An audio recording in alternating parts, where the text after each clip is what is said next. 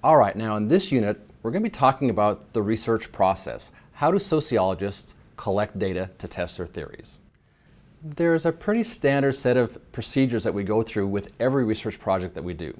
The first thing that we do is we choose a topic. So again, I'm interested in freshmen, and one of the things I hear about a lot is about how freshmen gain weight in their freshman year. It's called the freshman 15. So that's my big question. What explains the freshman 15?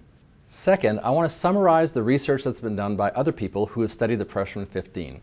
An easy way to do this is to go to Google Scholar and just type in freshman 15 to find a whole list of articles that have been written on this topic.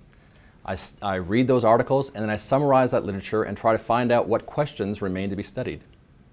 So after I've read everyone else's research and I've discovered that there is a problem with the freshman 15 that's real, now I want to formulate my own hypothesis to try to determine or describe how this process happens. So a hypothesis might be that freshmen who live on campus gain weight at a faster rate than freshmen who live at home. I haven't found any studies that have looked at that phenomenon, so that's going to be my hypothesis, and I'm going to study this question.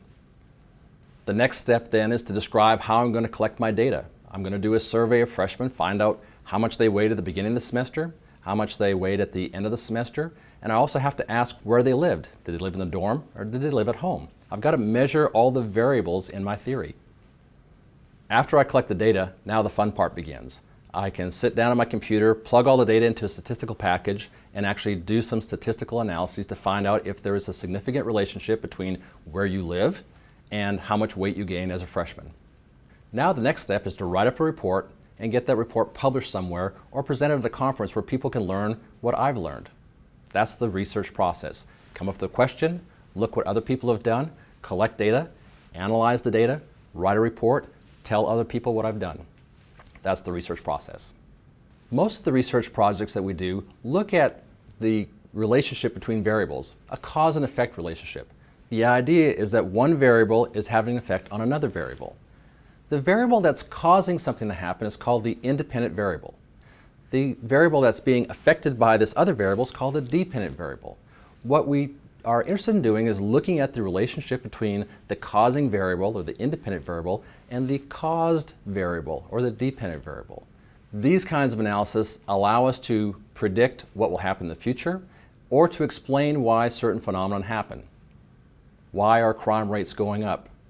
Why is teen pregnancy going down? Why are divorce rates staying the same? Why are they higher in one place than the other?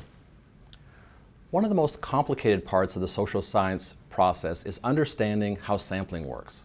How can we look at 300 or 400 people and talk about thousands of people that they represent?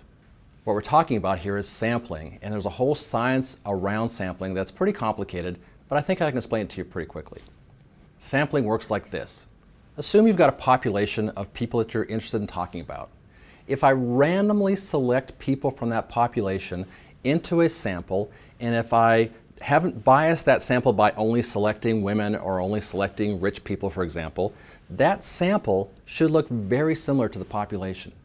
It won't look exactly like it, but I can make pretty good assumptions about the population based on what the sample says. There's some error built in there, and we actually calculate and account for that when we do our statistics.